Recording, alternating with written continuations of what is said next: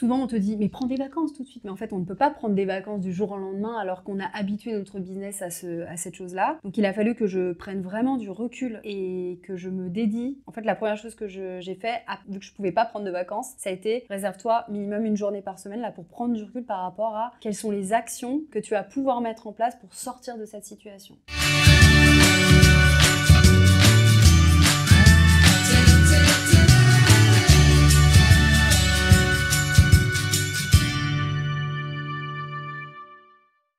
Bonjour Amélie.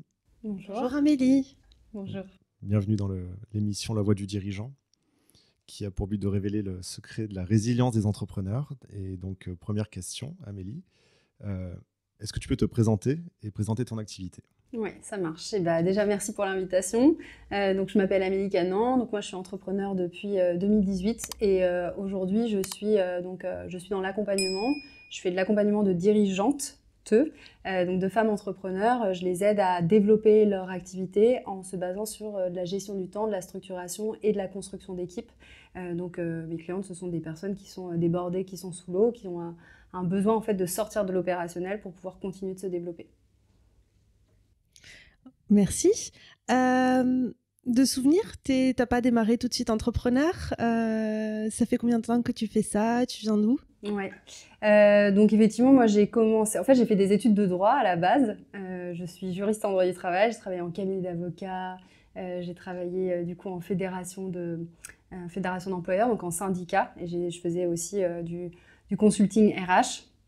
Et j'ai démarré ma carrière, on va dire comme ça, en tant que salarié, en tant que juriste. Et quand je me suis lancée en 2018, je n'exerçais pas du tout l'activité que j'exerce aujourd'hui.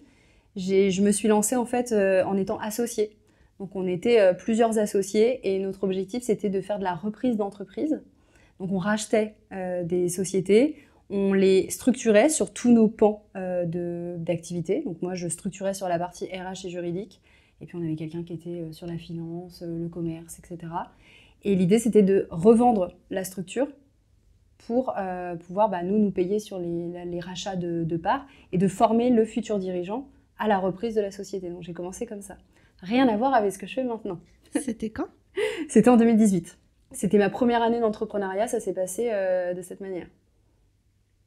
Ok. D'accord, donc pour résumer, vous preniez des entreprises qui étaient vous rachetiez des entreprises qui étaient a priori en difficulté pour remettre un petit peu au propre tous les process et ensuite, une fois que tout est nickel, la revendre à un repreneur. Exactement. Avec une plus-value, j'imagine, évidemment. Exactement, Okay. ouais. Et ça a duré combien de temps? Moi, je suis restée à peu près 1 an dans le projet. Et puis finalement, et c'est ce qui va faire un peu la transition avec ce que je fais maintenant, c'est que cette première année d'entrepreneuriat a été assez chaotique. Assez chaotique. C'était hyper stimulant, c'était hyper enrichissant, mais je travaillais trop. Je travaillais énormément.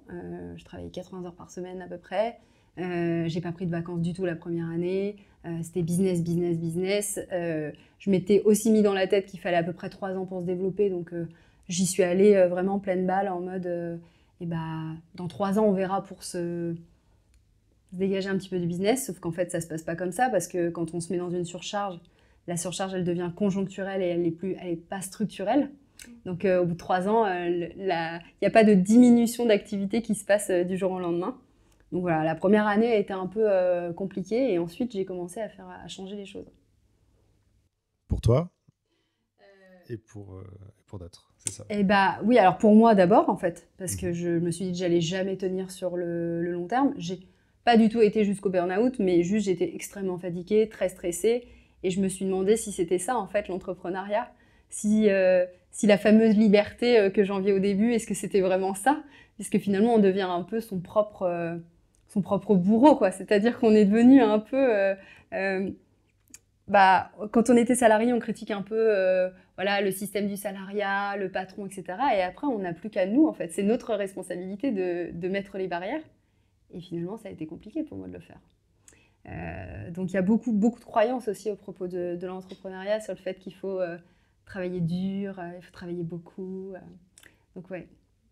Ça, c'est sûr. Et du coup, tu as enchaîné directement sur ta nouvelle activité, c'est ça? Non. Du coup, j'ai d'abord changé en fait les choses pour moi. Donc en mode, là, il va falloir vraiment que je change les choses et que j'arrête de travailler autant. Donc j'ai commencé à travailler sur mon business model. Je me suis séparée aussi de mes associés pour redevenir un peu autonome dans ma manière de gérer. Donc je faisais du consulting RH pour les TPE-PME, mais en indépendante. C'est-à-dire que je m'étais désassociée des personnes qui étaient avec moi à l'origine du projet. Voilà, tout s'est très bien passé, mais je veux dire, voilà, on a décidé de partir sur des chemins différents. Et c'est à ce moment où j'ai changé les choses que je suis rentrée dans un réseau professionnel d'entrepreneurs qui s'appelle Bouge ta boîte.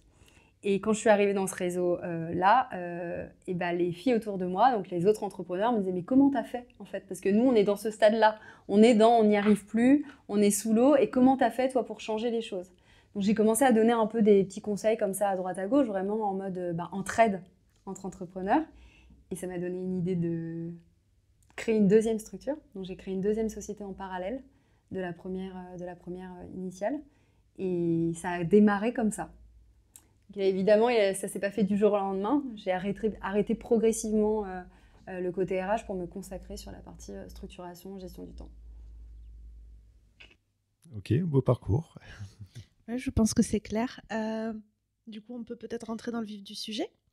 Donc, je vais te poser notre première question. C'est quelle est la plus grande difficulté que tu aies rencontrée en tant qu'entrepreneur ? Alors, il y en a beaucoup. En vrai, je pense qu'on rencontre quand même beaucoup de difficultés quand on est entrepreneur. Mais je pense que je vais repartir sur celle de base qui a été ma première grosse difficulté. C'était ma charge de travail, gérer ma charge de travail. Parce qu'au début, on est libre quand on se lance dans l'entrepreneuriat. Quand on passe du salariat à l'entrepreneuriat, parce qu'en fait, on n'a pas de contraintes clients, on démarre. Mais avec l'arrivée des clients, finalement, la charge de travail va naturellement, progressivement augmenter. Et on ne nous apprend pas à devenir entrepreneur. Ce qui fait que, on a aussi des mauvaises habitudes ou des choses qu'on fait, on fait un peu à l'instinct. On passe beaucoup de temps à faire de l'opérationnel, donc à être client, à avoir des difficultés aussi à prendre parfois sa posture de chef d'entreprise. Et moi, je me suis noyée là-dedans. Donc ça a été vraiment ma première difficulté, me détacher de la croyance sociétale comme quoi il faut travailler beaucoup pour réussir. Et le fait de changer les choses à propos de ça et de prendre une posture de chef d'entreprise. Et la posture de chef d'entreprise, c'est pas quelqu'un qui est à 100% dans l'opérationnel. C'est quelqu'un qui apprend à jongler, à poser des limites et à construire un business model qui soit rentable sans avoir à y passer 80 heures par semaine comme j'ai pu faire au début. Oui, c'est clair. En plus, j'allais dire, quand on est salarié, on peut avoir plusieurs casquettes. On peut avoir la casquette opérationnelle, on peut aussi être un manager, on peut avoir une forme de gestion de projet versus du flux tendu des activités qu'on a à faire. Quand on est entrepreneur, des casquettes, on en a plein. Ah ouais, c'est clair. En fait, tous les domaines de l'entreprise doivent être gérés par la même personne. Exactement. Les RH, la compta, le déménagement, le ménage. Ah mais oui, c'est clair. Et je dis toujours, quand on est salarié, on est embauché pour un poste, une mission. Et toute la responsabilité ne repose pas sur nos épaules. On a le salaire qui va tomber à la fin du mois. On n'est pas poussé non plus à une extrême efficacité parce que on sait très bien, quand on est salarié, même si on n'y passe 8 heures, 9 heures par jour, on n'est pas en train de bosser comme des acharnés pendant 9 heures par jour, juste parce que ce n'est pas possible. Et quand on est entrepreneur, tout est remis en fait sur la table. Le salaire repose sur nous, parce qu'il faut aller chercher du chiffre d'affaires, et on n'occupe plus un rôle, une mission, on doit occuper absolument tous les rôles de l'entreprise, et en plus on n'a pas toutes les compétences quand on démarre. Donc il faut aussi le temps de se former. Exactement. Pour chacun de ses rôles. Ouais, c'est compliqué, ouais. Quand est-ce que tu t'es rendu compte que c'était un problème ? Est-ce qu'il y a eu des symptômes ? Est-ce qu'il y a eu un effet sur ton activité ou sur toi ? Alors, il n'y a pas eu... J'allais dire, il n'y a pas eu d'effet sur mon activité. Oui et non, dans le sens, je n'ai pas subi de diminution, mais je me disais, je ne vais pas pouvoir continuer de me développer parce que j'avais l'impression déjà d'être à mon maximum. L'autre symptôme, ça a été une extrême fatigue. Et puis après, j'ai commencé à avoir des reproches en fait, de mon entourage, de on ne voit jamais... ce genre de choses. Ma famille, elle était loin de là où j'habitais, j'allais jamais les voir, je prenais jamais le temps de les voir. Et puis dans mon couple aussi, ça se ressentait.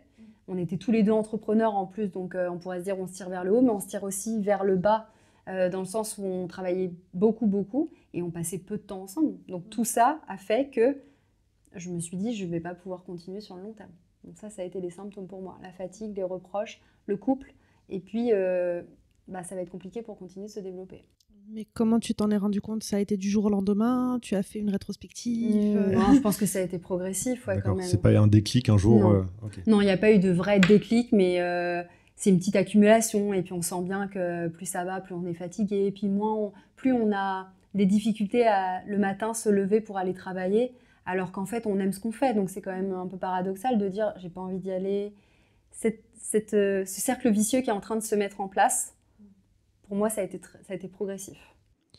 Et est-ce qu'il y avait une corrélation entre l'efficacité de l'entreprise et du coup le chiffre d'affaires indirectement et le temps que tu passais à travailler ou pas? Alors, je suis pas sûre d'avoir vraiment compris ta question. Ce que je veux dire, c'est est-ce que pour toi, ce travail que tu faisais opérationnel était directement lié aux résultats de l'entreprise ou est-ce qu'au final, en plus, tu travaillais beaucoup pour, entre guillemets, pas beaucoup plus? Alors, j'avais l'impression que le fait que je travaille beaucoup me permettait de me développer de cette manière-là, puisque j'atteignais les objectifs de chiffre d'affaires quand même que j'avais visés pour une première année. Donc ça, c'était quand même plutôt positif. Sauf qu'au final, on se rend compte que plus le temps passe et plus on va finir par le pénaliser.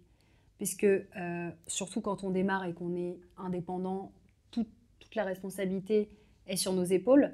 Et en fait, si nous, on ne prend pas soin de nous, si nous, on ne prend pas de vacances, si nous, on ne prend pas de repos, on n'est jamais régénéré. Et ça, en fait, ça se ressent sur le business, puisque le business, c'est nous. Je fais toujours la comparaison avec une machine. Alors, on pourrait dire qu'on n'est pas des machines, mais j'aime bien la comparaison quand même de la machine, parce que quand on va dans les industries, la machine, oui, on s'occupe de ce qui va sortir de la machine, c'est-à-dire du débit, de la productivité de la machine, mais on va aussi faire la maintenance de la machine. Parce que si on ne fait jamais la maintenance de la machine, la productivité, elle ne va pas sortir. Donc là, c'était un peu la même chose. Je sentais que niveau débit, j'étais très compétente parce que je pense que j'ai une capacité de travail qui est quand même, importante. Mais par contre, je ne faisais jamais de maintenance. donc non, je savais vraiment que là, j'étais à la limite entre je sens que je vais pénaliser mon business, pénaliser les résultats si vraiment je ne prends pas soin de moi. Parce que moi, j'ai déjà eu un effet visible direct de ce genre de travail un petit peu acharné, où pour le site web, par exemple, de Créacilla, ça m'est déjà arrivé de faire des nuits blanches pour travailler dessus, et de me rendre compte, grâce à Bouchra, que au final, j'avais travaillé pendant potentiellement 2-3 heures pour rien, parce que ce que j'avais fait n'était plus cohérent.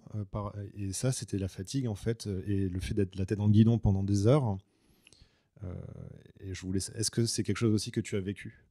Alors, je ne l'ai pas vécu. Je pense que j'étais vraiment à la limite de « oulala, là, tu vas être sur une pente glissante, tu vas risquer d'avoir des oublis, une mauvaise relation client aussi potentiellement. » Parce qu'à un moment donné, quand on court partout, on ne peut pas être sur tous les fronts. Une réunion ratée, exactement. Oubliée. Ouais.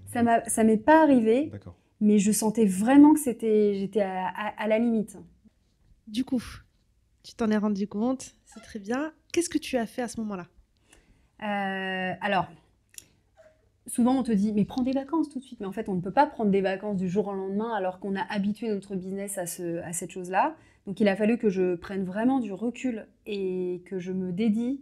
En fait, la première chose que j'ai fait, vu que je ne pouvais pas prendre de vacances, ça a été réserve-toi minimum une journée par semaine là, pour prendre du recul par rapport à quelles sont les actions que tu vas pouvoir mettre en place pour sortir de cette situation. Et c'est à ce moment-là que j'ai revu vraiment mon business model, donc mes offres, mes tarifs, est-ce que j'étais alignée avec l'association dans laquelle j'étais à cette époque-là, mon système d'organisation aussi malgré tout, ma gestion du temps, la répartition de mon temps. Et progressivement, j'ai mis les choses en place pour pouvoir sortir de cette situation, mais ça n'a pas pu se faire du jour au lendemain. Il y avait vraiment eu un travail de fond qui a été quand même assez long. J'ai mis 3 à 6 mois avant de sortir vraiment de la situation pour entamer un développement et un entrepreneuriat qui était plus serein. Et est-ce que c'est quelque chose que tu as fait complètement seul, ou est-ce que tu t'es documenté sur le sujet, ou est-ce que tu as été épaulé par d'autres personnes? Alors, je ne me suis pas fait épauler. Pour le coup, j'ai fait ça seule. Et je pense que c'est ça aussi qui m'a donné l'envie d'accompagner des personnes qui subissaient la même chose que moi j'ai pu avoir dans mon entrepreneuriat. Parce que je ne trouvais pas vraiment d'interlocuteur qui pouvait m'aider sur ma surcharge, en fait. Je voyais des gens qui étaient dans l'organisation, mais moi, je me sentais déjà très organisée, en fait. Voilà, je suis le cliché de la juriste qui est tout est carré, etc. Sauf que je faisais rentrer un carré dans un rond et c'est pas possible. Donc, je me suis pas fait accompagner, j'ai fait ça seule. Par contre, oui, je me suis quand même beaucoup documentée. C'est à ce moment-là que j'ai vraiment commencé à à lire, à écouter, à regarder et à me faire ma propre opinion et essayer d'implémenter ça dans mon business. J'ai la question sur la sortie, c'est-à-dire que tu as dit que ça a pris 3 à 6 mois. Donc, avant ça, tu étais à 80 heures à peu près de travail par semaine. Après ça, alors, c'est quoi le résultat? Ouais, ça s'est fait progressivement. Hein. Je ne suis pas passée de 80 heures à 20 heures, hein, qu'on soit très clair. J'ai fait 80 heures et puis ensuite, au bout des 3 mois, j'étais repassée à 50 heures. Et ensuite, mon objectif, c'était quand même d'arriver à 35 heures, 35, 39 heures. C'est un peu le système classique du salariat. J'ai essayé de me recaler un peu sur ça parce que pour moi, c'était la charge de travail qui me paraissait raisonnable. Donc, au bout de 6 mois, j'étais arrivée aux 39, 40 heures. Voilà, ça a été un peu mon résultat, mais il a fallu que je prenne énormément de décisions stratégiques, des changements notamment au niveau de mes offres que je pouvais proposer, du tri aussi dans mes clients, parce que j'avais un déséquilibre dans mon chiffre d'affaires, dans la répartition de mon chiffre d'affaires. Et il a fallu que je revoie vraiment tous mes tarifs, ma tarification. Et là, j'ai pu vraiment souffler et reprendre une charge de travail qui était plus raisonnable. Et aujourd'hui, ça ressemble à quoi un business justement où on est organisé, où on gère bien son temps?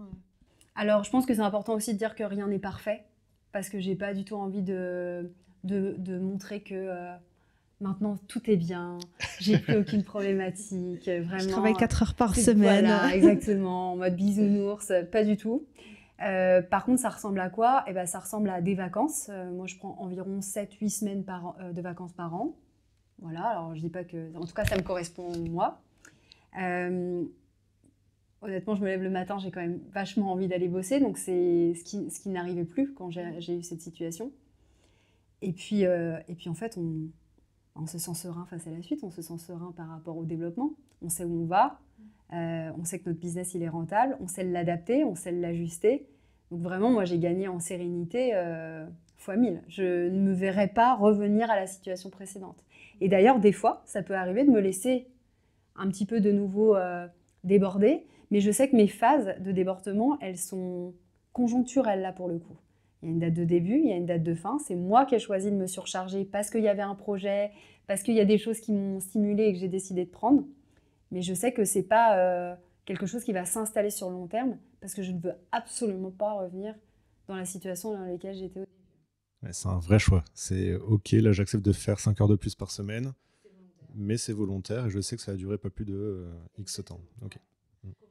Alors, est-ce que tu me permets de te poser une question? C'est une petite consultation personnelle. Moi-même, quand je ne suis pas en train de travailler, en final, mon cerveau, il est dedans. J'y pense à la petite problématique, etc. Est-ce que tu as encore ça? Est-ce que...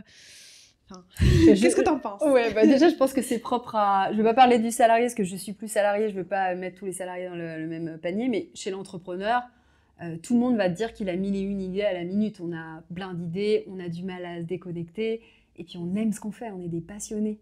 Donc du coup, trop difficile de couper. Alors, entre guillemets, j'ai un peu essayé de lâcher prise par rapport à ça, parce qu'on ne peut pas non plus contrôler son cerveau. Mais je pense que c'est important de faire des phases de ralentissement d'activité, où là, on va se dire, je laisse mon cerveau cogiter et ça va me servir pour mon développement de business. C'est vraiment... Et puis des phases où j'essaye vraiment de couper. Et moi, j'arrive à couper seulement quand je pars, par exemple, à l'étranger, parce que je ne suis pas sur le même fuseau horaire, parce que j'ai vraiment absolument tout coupé, je n'ai pas de sollicitation. Parce qu'on le connaît aussi, les vacances, on est dans les semi-vacances.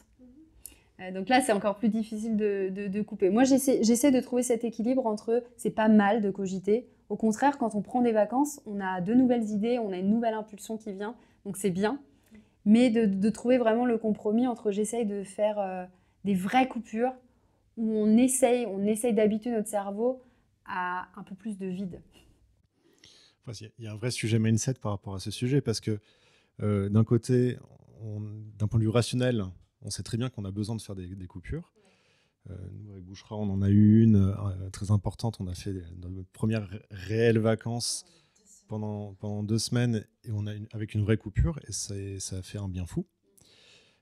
Et je vois très bien de quoi tu parles par rapport aux fausses vacances parce qu'en réalité, c'est pire puisque on ne se repose pas et en plus, comment dire, profite pas comme il faut. on profite pas non plus comme il faut des personnes avec qui on est. Donc c'est catastrophique. Il vaut mieux vraiment faire des vraies coupures.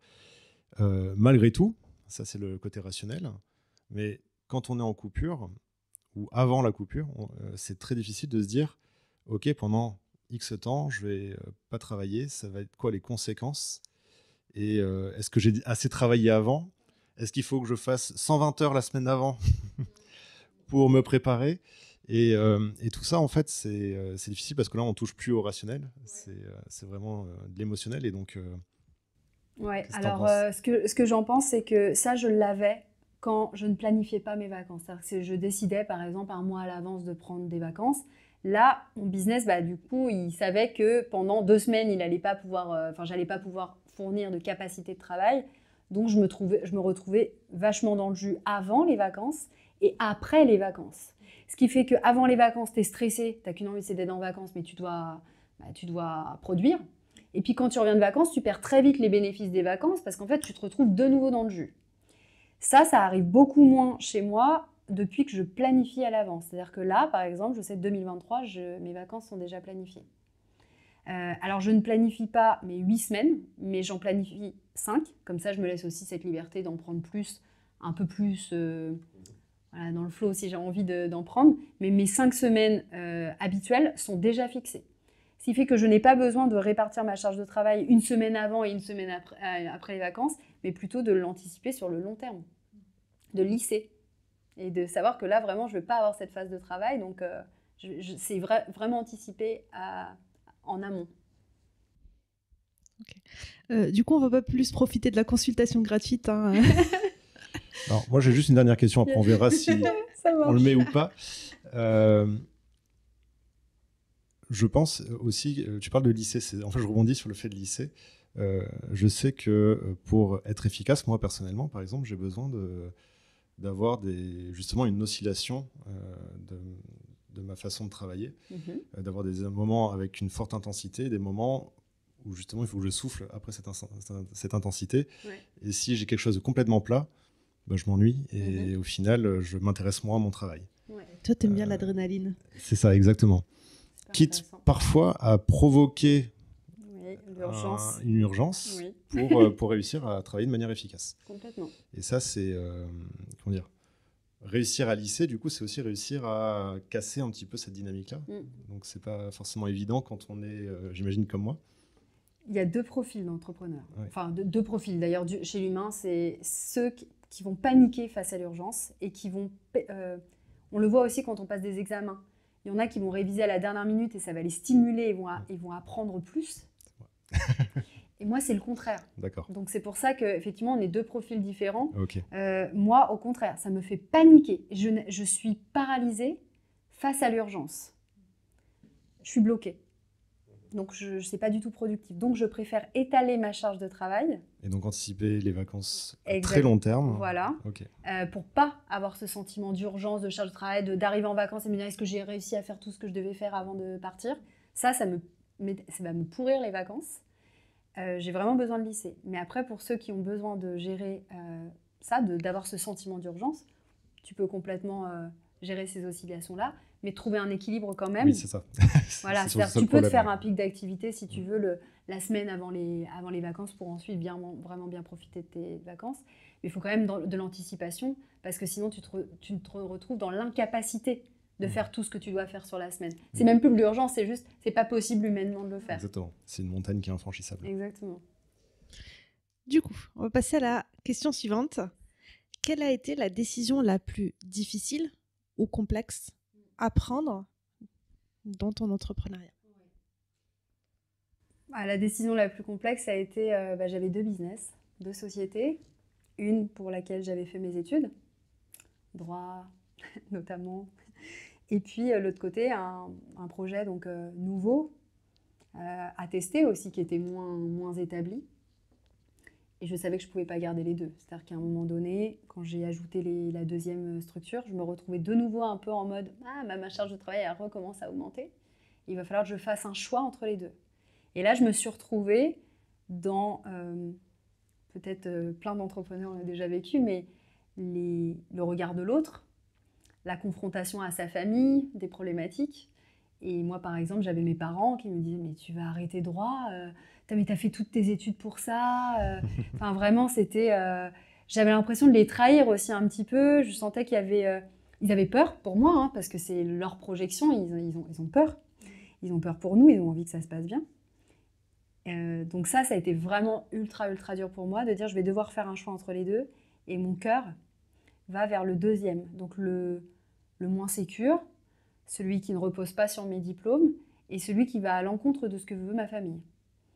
Par contre, celui qui me fait le plus vibrer, qui est plus aligné avec qui je suis et qui fait plus sens avec mes valeurs et ce que j'ai envie d'apporter aux gens. Et je ne m'épanouissais plus non plus dans le juridique. Honnêtement, ça a été la décision la plus difficile que j'ai eu à prendre dans l'entrepreneuriat à ce jour. D'accord. Et est-ce que c'est une décision qui a été longue à prendre ? Honnêtement, je ne me souviens plus du timing parce qu'encore une fois, ça n'a pas été du jour au lendemain, il fallait que je prenne la décision. Je savais qu'une fois que j'aurais pris la décision, il allait falloir derrière avoir une phase de transition pour rééquilibrer le business, pour je développe le deuxième et progressivement arrêter. Parce qu'on le sait aussi, à un moment donné, on a une trésorerie qui n'est pas illimitée, qu'on ne peut pas arrêter une activité ou une offre du jour au lendemain. Donc il a fallu que je fasse cette bascule après avoir pris la décision. Donc la décision, je me souviens juste que j'avais fait un énorme tableau avec les pour, les contre, vraiment quelque chose de très rationnel. Et j'ai pris ma décision comme ça. Et ensuite, voilà, il y a eu cette phase de latence où il a fallu que je rééquilibre les activités. Ça ne m'étonne pas d'une personne aussi organisée. C'est très rationnel, très concret. Ouais, c'est quelque chose que... Nous aussi, on a vécu ce genre de choses. Et c'est vrai que c'est le mieux, hein, finalement, de rationaliser tout ça. Parce que ça sécurise, comment dire, ça rassure en tout cas pour la décision qu'on prend. Ouais. Oui, on a l'impression, c'est important l'instinct, l'intuition. Voilà, moi je savais que l'intuition me disait d'aller dans le deuxième, mais je voulais pas non plus prendre une décision irraisonnée ou de pénaliser mon activité ou d'en faire quelque chose d'instable et C'est pas un coup de tête, quoi. de peur, quoi. Enfin vraiment, c'est déjà assez difficile comme ça pour dire bon, je peux quand même prendre une décision rationnelle. Et il y avait quand même des points rationnels qui m'emmenaient vers celui-ci. Et puis comme tu dis, il y a un plan de transition à prévoir. Voilà, c'est pas non plus un coup de tête avec on abandonne tout d'un coup. Enfin, en tout cas, ça n'a pas été ma manière de fonctionner. Je peux comprendre qu'il y a deux personnes qui fonctionnent différemment, mais ça n'a pas été la mienne. Si tu avais de nouveau cette décision à prendre ou si tu revenais donner un conseil à toi à ce moment-là, tu lui donnerais quoi comme conseil ? Moi, je lui dirais fais-toi confiance. Parce que vraiment, ce qui a ralenti mon processus décisionnel, c'est d'aller consulter les gens. Alors, je ne dis pas qu'il faut consulter personne. Je dis juste que peut-être que ta famille ou ton entourage très proche ne sont pas les meilleures personnes pour te conseiller. Et c'est important d'avoir peut-être un peu l'avis de quelques personnes qui sont importantes pour toi, mais de toujours prendre du recul par rapport à cette situation, en mode ce ne sont que des avis, ce sont aussi leurs projections. Et si tu penses que ça va t'aider, fais-le, mais si tu penses que ça va te pénaliser, ne le fais pas. Donc moi je dirais fais-toi confiance et n'essaye pas d'aller te rassurer vis-à-vis de l'extérieur parce que pour le coup ça n'a pas du tout marché pour moi. Oui, c'est clair. En fait, d'ailleurs ça rejoint un petit peu la notion de coaching. Quand on coach, normalement, on ne coach jamais un proche parce que justement il y a quelque chose d'émotionnel encore une fois dans la relation. Et on se projette, il y a une projection, et donc c'est impossible de vraiment donner des bons conseils. Ou alors, on coach même pas un voisin. Ouais. Parce que si ça aboutit à un divorce ou un truc comme ça, ouais, t'as pas envie de rester habité à côté de... C'est clair. Ouais. Et du coup, par contre, je pense que ça peut être quand même intéressant d'avoir des avis extérieurs, mais il vaut mieux aller vers des entrepreneurs, justement, qui un réseau. Je pense que c'est une bonne idée parce que justement, ils ont cette capacité d'analyser comme toi avec cette casquette d'entrepreneur, ou ces différentes casquettes en tout cas. Et du coup, leur avis est un avis qui est pesé et réfléchi. Ça ne veut pas dire que, encore une fois, il faut les écouter à 100%. Ça, c'est la décision finale, elle doit être prise personnellement. Mais c'est au moins, si on a besoin de se raccrocher à quelque chose, je pense que c'est la meilleure façon de le faire. Et c'est hyper important ce que tu dis parce que je prends du recul là par rapport à la situation et en fait ce ne sont même pas des avis que j'ai demandés. C'est-à-dire qu'on se retrouve et on le fait très naturellement entre entre humains quand on est en train de faire une conversation, c'est qu'on donne un avis alors que l'autre ne nous l'a pas demandé. Oui. Et moi, finalement, c'est ce qui s'est passé parce que j'allais pas demander à ma mère, par exemple, qui n'est pas du tout entrepreneur, je lui ai pas demandé son avis sur si j'arrêtais le juridique ou pas, mais j'ai eu son avis qui était plutôt un jugement, mais un jugement parce qu'elle m'aime et qu'elle avait envie que je sois bien et que je sois sécure, mais c'est pas un avis que j'ai sollicité. Donc peut-être la prise de recul, ce serait aussi de voir à qui tu demandes un avis et que de te détacher, tu vas avoir du jugement autour. C'est celui-ci où il faut que tu fasses barrière. Et après, il y a l'avis conscient, sollicité, qui est un avis et où tu peux prendre une décision qui est beaucoup plus objective. C'est clair. Je pense que quand une décision n'est pas prise, ça s'entend aussi quand on en parle. Et du coup, ça pousse quelqu'un à donner Une brèche. C'est ça. Même si on ne demande pas un avis, en quelque sorte, on demande le fait d'exposer le fait que le choix n'est pas fait. On demande quand même en quelque sorte un avis, même si on ne pose pas la question clairement. Ouais, on ne le verbalise pas comme ça en mode j'ai besoin de ton avis pour, mais le fait de parler de la situation ouvre la porte pour que la personne nous donne son avis qu'on n'a pas forcément demandé. Et puis en France, on aime bien donner son avis, surtout, et les débats, tout ça. Donc oui, ça ne me choque pas en fait, finalement. Super intéressant. Ok, merci pour ce partage. Est-ce que tu veux bien du coup nous révéler ton secret de la résilience? Qu'est-ce qui fait qu'aujourd'hui tu es toujours entrepreneur? Honnêtement, je pense vraiment que si aujourd'hui je suis encore entrepreneur, c'est parce que j'ai un pourquoi plus grand que moi en fait. Je suis animée par ce que je peux apporter à mes clients. Et en fait, c'est comme si mon business ce n'était plus moi. C'est comme si j'avais fait une barrière entre moi personnellement et mon business, ce qui me donne de la force en fait pour pouvoir avoir toujours cette capacité à rebondir. Et puis il faut savoir aussi que quand on est entrepreneur, on doit trouver des solutions en fait tous les jours. Ça peut être des micro-solutions, mais c'est des solutions tous les jours. Et on est habitué progressivement à développer cette résilience au fur et à mesure de son entrepreneuriat. Et le fait d'être animé profondément par ce qu'on fait, je pense, nous donne la force de continuer sur le long terme. T'es pas du tout la première à nous dire ce genre de choses, et je pense que c'est ce que se rejoignent les entrepreneurs à succès dans la plupart du temps, c'est que justement ils sont portés par quelque chose qui est plus grand qu'eux.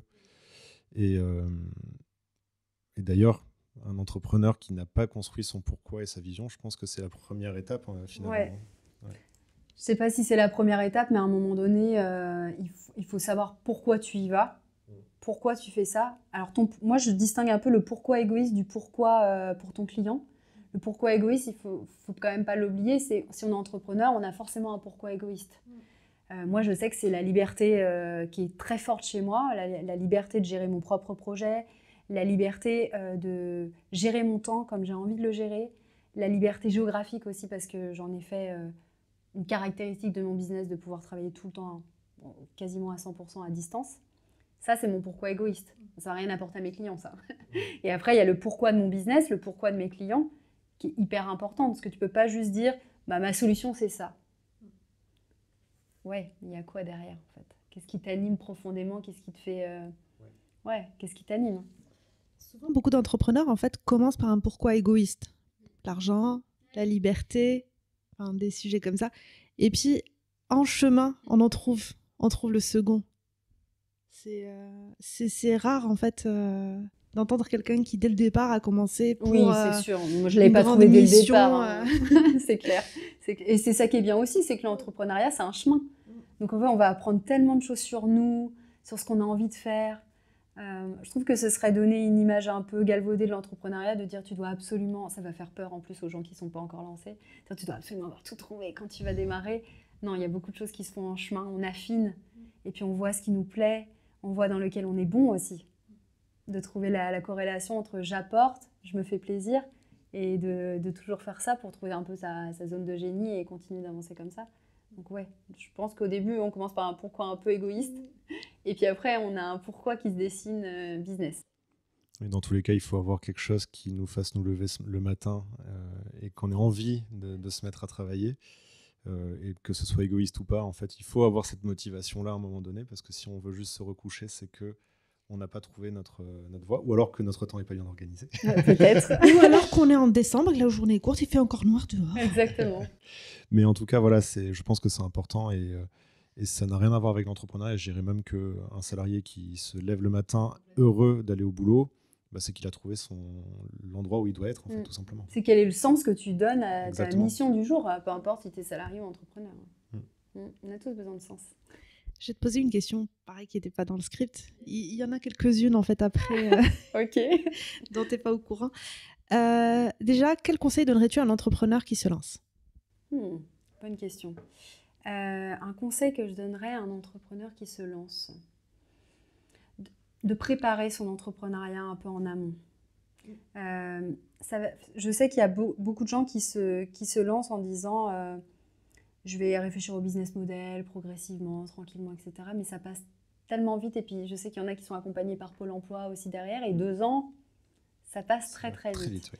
Si certaines personnes ont la possibilité de faire un peu en mode side project et de commencer la réflexion du projet avant de se lancer, pour moi, c'est la meilleure solution. De structurer un peu le projet, le business model, les offres, les tarifs, de savoir qui on a envie de viser, et puis de se mettre à l'abri financièrement dans le sens c'est quoi ma soupape derrière, parce qu'on prend des très mauvaises décisions quand on commence à être stressé par l'argent qui ne rentre pas, le chiffre d'affaires qui ne rentre pas, parce qu'on s'est lancé hyper vite. Oui, pour aller dans ton sens, il faut aussi tester l'offre, je pense. Et avant même d'avoir créé l'entreprise et la structure, il faut tester, il faut voir si c'est viable. Et parfois, on a de l'intuition que ça va marcher, mais il faut aussi l'épreuve du terrain. Tester le marché, ouais, complètement. C'est OK, se confronter au marché, tester des choses, revenir et ajuster. Et je pense que c'est là qu'on développe le mieux. Parce qu'on idéalise beaucoup les parcours en fait, des gens qui ont réussi selon nous, mais on n'a pas vu leur début d'entrepreneuriat. Ils ont forcément galéré. Enfin, galéré, on n'est pas obligé d'être dans la galère à outrance, mais ils se sont forcément posé des questions, ils ont forcément eu aussi des difficultés et ils ne sont pas devenus successful du jour au lendemain. C'est justement pour ça aussi qu'on fait cette émission, c'est pour identifier ça et on montre... moi, je vois beaucoup d'entrepreneurs qui réussissent après avoir fait 3, 4, 5 entreprises. Et avant, ça ne veut pas dire que ça ne marchait pas, mais ça vivotait, ça ne permettait pas non plus d'avoir quelque chose qui permet de vivre correctement. Et il a fallu du temps et beaucoup de résilience pour y arriver. Quoi. Ouais. Et puis, c'est bien ce que vous faites parce que ça montre aussi la variété d'entrepreneurs. Il n'y a pas de parcours identique. Il n'y a pas de... Tout le monde a sa chance dans l'entrepreneuriat. À la différence du salariat quand même, parce qu'il y a aussi encore aujourd'hui beaucoup de discrimination, la valorisation du diplôme, etc. Quand on est dans l'entrepreneuriat, tout le monde est à égalité. Tout le monde a... Alors, ce n'est que mon avis. Selon le réseau aussi... Alors, mais quand je dis tout le monde à égalité, on n'a pas les mêmes ressources en termes de réseau, argent, etc. Mais on a, on a quand même une égalité qui est pour moi plus importante que quand on est salarié. Et je me suis perdue dans mes explications, je ne sais plus ce que je voulais dire. Tu parles de diversité. Oui, c'est ça, c'est la diversité du monde de l'entrepreneuriat et le fait que chacun a un réseau différent, des ressources différentes, et de montrer que tout le monde peut s'identifier à quelqu'un en fait, dans l'entrepreneuriat. Je trouve ça bien. Oui, et puis le principe du marché du business, c'est que même si on est tout petit, on aura potentiellement une clientèle. Et on peut très bien demain ouvrir une épicerie et être concurrent direct d'une grande enseigne et pourtant avoir son petit marché qui fonctionne. Donc, la notion de concurrence, pour moi, alors il y a de la concurrence évidemment, mais moi j'aime pas la notion de vraie concurrence. On est tous différents et tout le monde va avoir son marché cible en fait, ses clients cibles, aussi en fonction de sa personnalité et de ses valeurs. Ok, donc on va passer à la dernière phase de l'interview. Cette dernière phase, c'est des questions du tac au tac. C'est-à-dire que je te pose une question, tu réponds oui, non, ou en tout cas l'option A, l'option B, l'option C, selon ce que tu préfères. Tu peux dire les deux, il n'y a pas de souci. Et si jamais tu penses que ça vaut le coup de donner plus d'explications sur pourquoi, n'hésite pas. Ce n'est pas un jeu de vitesse, c'est juste que les réponses, en général, sont simples. Ok. Du coup, est-ce que tu es plutôt recrutement ou prestataire externe ? Recrutement. Je pense que prestataire externe, c'est bien pour tester au début, d'avoir vraiment ses premières délégations, mais qu'à un moment donné, à un stade de développement, j'ai envie d'avoir une équipe autour de moi. de tous mis dans le même sens et qui avancent ensemble vers la même vision. Donc je dirais recrutement, clairement. Ok. Est-ce que tu es plus formation ou auto-formation?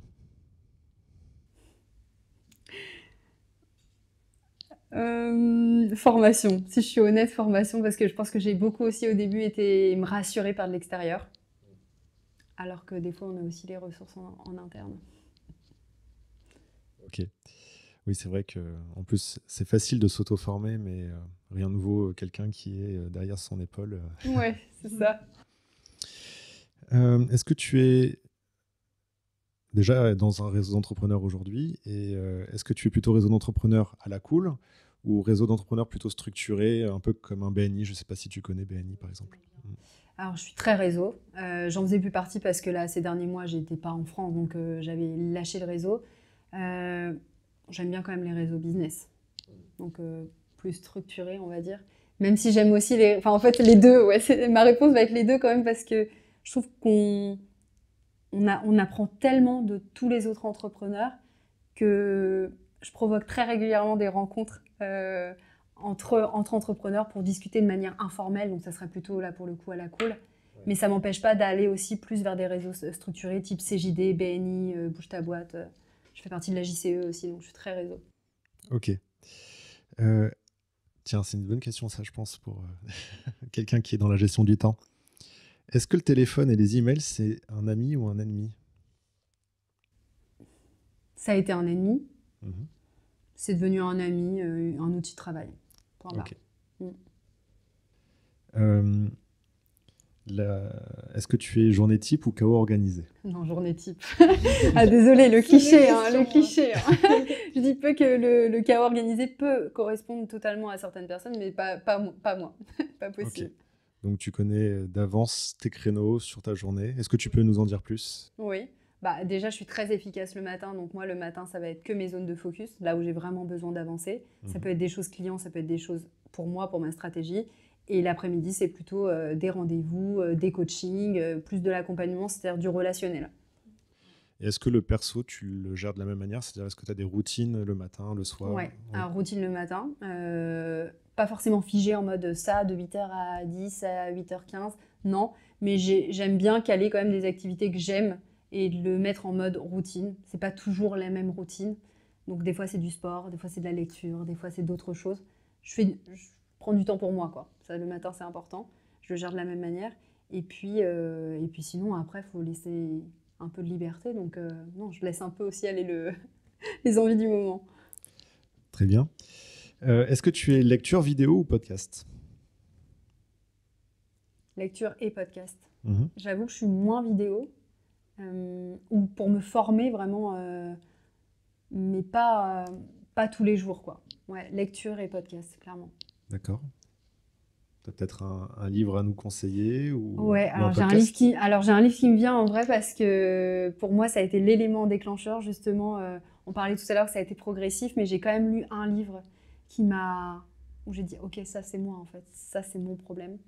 C'est le mythe de l'entrepreneur revisité. C'est Michael Gerber qui a écrit ce bouquin et honnêtement je le recommande à tous les entrepreneurs. Tous les entrepreneurs devraient lire ce bouquin. Prochain achat. Ouais, c'est noté. Vous m'en direz des nouvelles, mais vraiment il est incroyable. Oui, je ne sais pas si tu as vu notre bibliothèque, elle est déjà bien Ah remplie. c'est vrai? Non, j'ai pas vu encore. Mais en tout cas, oui, on ne va pas hésiter parce qu'en général, dès qu'on trouve, dès qu'on nous conseille un bon livre sur l'entrepreneuriat, on n'hésite pas. Est-ce que tu es plutôt sport ou art?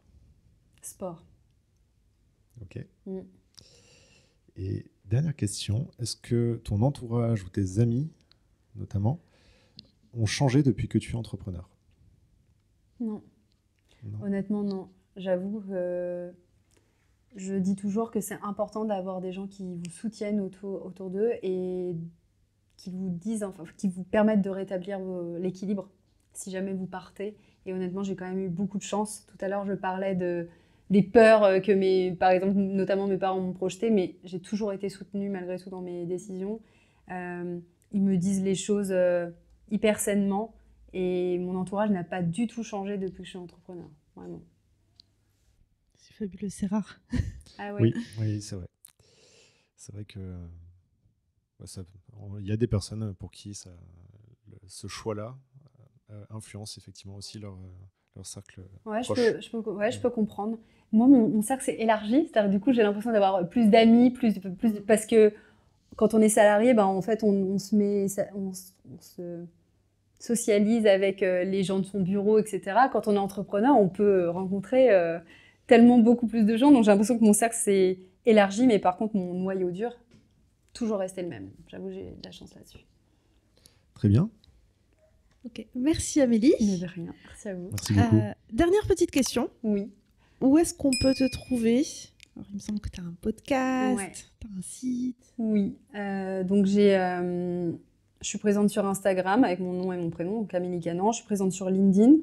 J'ai mon site internet aussi avec mon nom et mon prénom. Et j'ai un podcast qui s'appelle Cher CEO, qui est un peu comme vous. En fait, c'est aussi montrer les coulisses en fait, de l'entrepreneuriat et ne pas idéaliser une réussite. Tout le monde a des visions de la réussite qui sont différentes. Qui est différente et tout le monde n'a pas non plus la même vision pour son business. Et je pense qu'on a aussi tendance à idéaliser il faut que je fasse 1 million, 2 millions, 3 millions de chiffre d'affaires, mais en fait tout le monde n'a pas envie d'aller à ce stade-là et c'est ok en fait, tout le monde, il y en a pour tout le monde et ça c'est chouette. Donc c'est ce que j'avais envie de montrer dans le podcast. Ça marche. Merci Amélie. Merci d'avoir accepté notre invitation. D'ailleurs, pour l'anecdote, quand je t'ai demandé de faire l'interview, tu m'as dit « Ok, mais que l'après-midi ». Ah oui, exact. C'est cohérent par rapport à ce que je vous ai dit. Voilà. Bon, en tout cas, merci beaucoup et puis à bientôt. À bientôt, merci. À bientôt.